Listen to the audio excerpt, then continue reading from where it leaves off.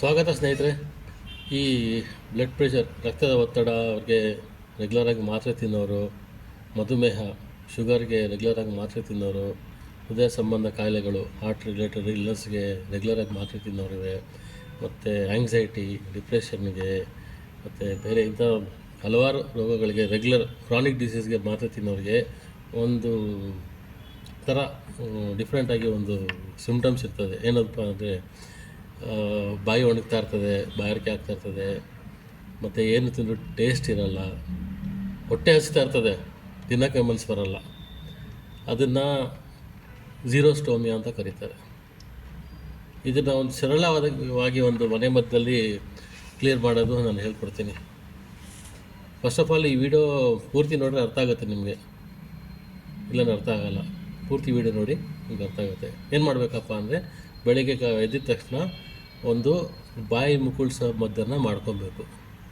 ಏನೇನು ಮಾಡಬೇಕು? 100 ml ಎಣ್ಣೆ ತೊಗೊಳ್ಳಿ, ಸಾಸಿವೆ ಎಣ್ಣೆ ತೊಗೊಳ್ಳಿ.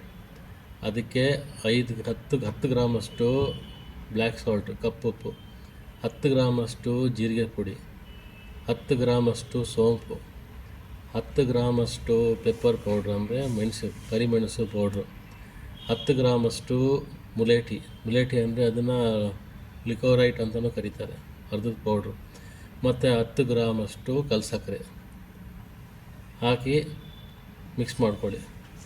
ಚೆನ್ನಾಗಿ ಮಿಕ್ಸ್ ಮಾಡಿಕೊಂಡು ಬೆಳಿಗ್ಗೆ ಹಲ್ಲುಜ್ಜೋಕ್ಕಿಂತ ಮುಂಚೆ ಇದನ್ನು 1 ಚಮಚ ಇಲ್ಲ 2 ಚಮಚ ಅಷ್ಟು ಬಾಯಲ್ಲಿ ಹಾಕ್ಕೊಂಡು ಚೆನ್ನಾಗಿ ಮುಕ್ಕಳಿಸ್ಬೇಕು. ಬಾಯಿ ಮುಕ್ಕಳಿಸಿದ್ರೆ 10 ನಿಮಿಷ ಮಾಡಬೇಕು. ಮಾಡಿ ಉಗಿದ್ಬಿಡಿ. ಈ ಥರ ನೀವು ಒಂದು 15ರಿಂದ 20 ದಿವಸ ಮಾಡಿ, ನೀವೇ ಅರ್ಥ ಗೊತ್ತಾಗುತ್ತೆ, ನಿಮಗೇ ಗೊತ್ತಾಗುತ್ತೆ ಅಂಥ ಅದ್ಭುತ ಪರಿಣಾಮ ಆಗಿದೆ ಅಂತ. ಮತ್ತೊಮ್ಮೆ ಒಂದು ಕೋರಿಕೆ ಸ್ನೇಹಿತರೆ, ಸರಿಯಾದ ಆಹಾರ, ಸರಿಯಾದ ಸಮಯದಲ್ಲಿ, ಸರಿಯಾದ ಮಿತಿಯಲ್ಲಿ ತಿಂದರೆ ಯಾವ ರೋಗನೂ ಬರಲ್ಲ, ಎಂಥ ರೋಗ ಜೊತೆನೂ ಓಡಾಡ್ಬೋದು.